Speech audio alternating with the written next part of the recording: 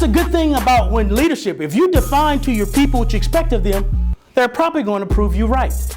But if you assume and you don't tell them and you assume they know what, guess what? My coach in football told me, I said, Coach, I assume you wanted me to run the ball because I was a running back in football. And he said, son, that's your problem. You assume. And when you assume, you make an ASS out of UME. And I never forgot that. Assume. And ever since then, I figured, you know what? I'll never assume anything. I'll never assume that people know exactly what I expect from them. I'm going to tell them. So by defining expectations for you to meet or exceed, you're set up to do two things. Meet the expectations, which is great, or exceed them, which is super fantastic. And you're going to learn about that word in a little bit. Now, this is how you do that. If I ask a question, I look for you to answer. Because the way you answer and the way you participate is the way you learn. I'm going to give you another example of that. So, ask me how I feel today. How do you feel, Lonnie? I feel okay. Now ask me again how I feel today. Thank you for asking. I feel super fantastic. Bam! Now, what you're going to learn about leadership too is, remember, another thing that Colin Powell say is this: leadership is influence, nothing more, nothing less. So leadership is not about being able to have to be able to do everything, but if you can influence the people to get things done, that is the true ultimate leadership. Many people work in offices where bosses may not be skilled, but there's always a few people around them who can do this and say, boss lady, you know what? I don't think that's a good idea. I think we should get rid of this. We should get that. And they'll walk away and they go laugh at their friends, and then the boss lady does exactly what that person of influence say. So true leadership is about influence. So when you work with people, which many of us do, it's not about them recognizing you as being the highest person in the room in charge by title, but it's based on your influence through your action. And action is another key word. Now, with that being said, the leader acronym means something. Leader means something. Say leader. Leader. See, the L in leader stands for listen and learn. That's point one. The most important part of being a leader is your ability to listen to what people are telling you and learning from that. Often in corporate America, I see people make mistakes because they feel that if I am the one with the highest title, my job is to tell others people what to do. You got it wrong right away. Your organization will not grow. Because you cannot sit in the office all day and not be amongst the people and then come back with these solutions because you read a book or went to a seminar. No, listening. You see, people who interact with people listen to other people. And through learning from listening, that's how you're able to influence and make a difference. So leadership first is listening and learning. So when you're working with clients or patients or customers, they're going to tell you what they like and what they dislike. And if you talk to 1,000 customers and 900 of them say, I love this, then chances are if you go to the boss and say, you know what? Because they are different, they're wired to think differently. Too many unsuccessful companies hire people with the same build as them. And if you have yes men and yes women walking around, you know what? Einstein said it best. His big thing is this. He said, we cannot significantly improve the problems that we face every day by thinking on the same level we were at when we created those problems. Now listen, I like to put the KISS principle to everything. Y'all know what KISS stands for? Whoa, y'all ready for me on that one. Look, were y'all in the military? Because that's the first thing they teach us. Keep things so simple that stupid can understand it. Now, when you come to corporate America, it's keep it short and simple. You got to be PC, especially when I worked in HR. But I still like that keep it super simple. You keep it so simple that stupid can understand it. This is what Einstein was saying, because that was a mouthful. He basically said this: if you do things the same way and expect different results, you're insane.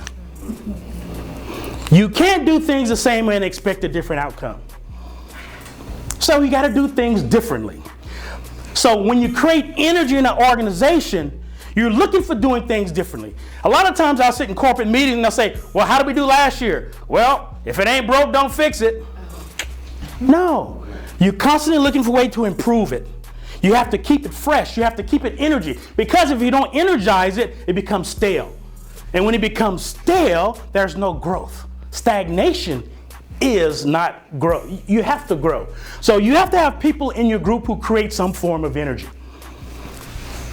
Energize. The A in leader stands for action. What does the A stand for? Action.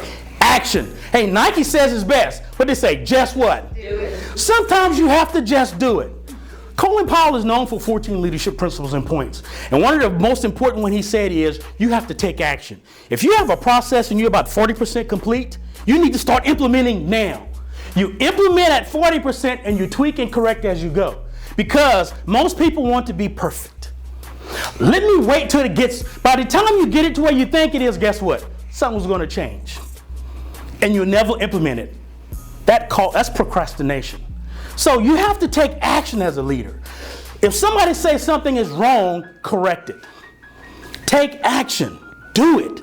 The D in leader stands for developer. What does the D stand for? Developer. Developer of self and the developer of others. See, true leaders are constantly growing and learning. That's why every year I got to get another certificate. I got to go to some form of training. I have to do something. But the key thing with development is some people like to retain information. We're going to talk about it in a little bit. But the important thing about leadership is whatever you learn, you have to share that with others.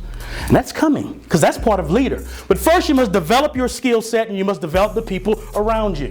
You are only as strong as the weakest link in your team. Remember that. So you want everybody to develop and get skills. The second E in leader stands for empowerment. What does the second E stand for? Empowerment. See, empowerment is key. And this is the growth process when you're dealing with leadership. When you empower people, you're giving them the opportunity to step outside of their comfort zone. So I'm going to teach you some of the things that I do on this level. Then I'm going to give you the task. You are empowered. Now you do that. I can't do that, boss lady. That's too hard. I can't talk in front of those people. I don't like talking in front of a group of people. Well, through empowerment, you take people out of their comfort zone so they learn that they can grow. So empowerment is an important part of being a leadership. Not only for others, but for yourself as well. Do those things that you know you may not be best at, then practice. Practice won't make perfect, but it will make permanent. Empowerment. The R in leader stands for recognition. What does the R stand for? Recognition. And that's the key part. We talked about empowerment, we talked about energy, but recognition is important from a leadership standpoint. Not only recognizing the successes, but also recognizing the failures and opportunities for improvement. That's how people grow. Great job. I like the way you wrote that last report. Thank you for always coming in on time. Because what you recognize and talk about becomes almost permanent. So recognize the good things, but on that same token, if something is slipping, recognize it. Excuse me, I noticed that report was not up to your normal standard. We need to get that back up to the way it should be. Let them know, because remember, I tell you, people will either meet or exceed your expectations. If you set high expectations, guess what? They'll meet it or exceed it. But if you set low or no expectations, they'll meet or exceed that too. We're going to see who's paying attention. This side of the room, when I ask you what's the formula for success, I want you to say preparation, okay? And then this side of the room, I'm going to say plus, and you're going to say opportunity, okay? This is the participative learning. Team, what is the formula for success? Preparation. Plus? Opportunity. Okay, now y'all heard that?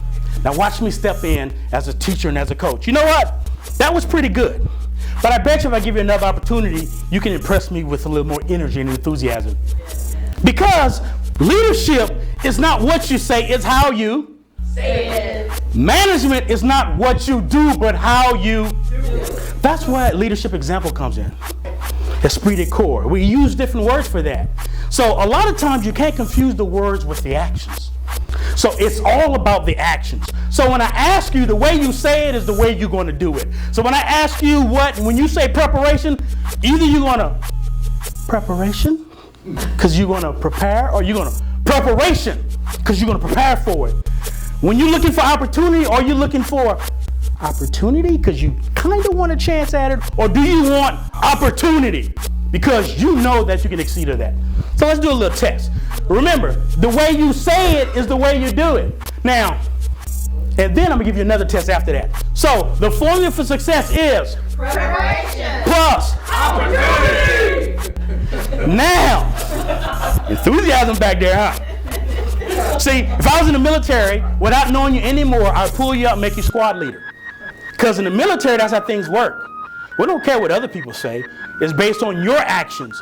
And when you show that enthusiasm, the first thing I think of, you know what? That's the person that I want motivating the rest of the people. So I'll pull you out already. Okay, guess what? You're in charge of first squad. You're in charge. But that's what I mean by action. In corporate America, well, who's related to who? Well, who you good friends with? Well, who likes you or don't like you determines whether you get the opportunity to advance. And that's why we see a lot of things fail. Because with true leadership, it's about action. Opportunity is based on what you show me. Not how long you've been in, how long and who you know, but your action. So that's what we mean by preparation plus opportunity. But this is how teamwork works in leadership. It's not the individual parts, it's the sum. So together, when I ask you the question, what's the formula for success? You'll say preparation plus you'll say opportunity. But together, when I say equal, everybody says success. Remember, if you say success, you're going to have a little success. But if you say success, you will command and have success. Now, this is the real task. Because sometimes you got to have faith. I want you to close your eyes when you say that, and I want you to feel the energy. And you tell me which one touches you the most. The preparation plus the opportunity or the success. All right? Together. Y'all ready? What is the formula for success? Preparation plus opportunity equals success. We can do better than that. What's the formula for success? Preparation plus opportunity equals success. You see that? You feel that? That's just a little test of how teamwork can make a difference in an organization. When you work together as a team, the energy level is much better, the outcome is much better. You notice, it determines whether you'll smile or not based on what somebody did. Preparation, y'all ready? I got a little jingle to kind of remind you so you'll never forget it. Preparations is attitude, knowledge, and skills. Say it. Attitude, knowledge, and skills. Say it. Attitude, knowledge, and skills. Say it.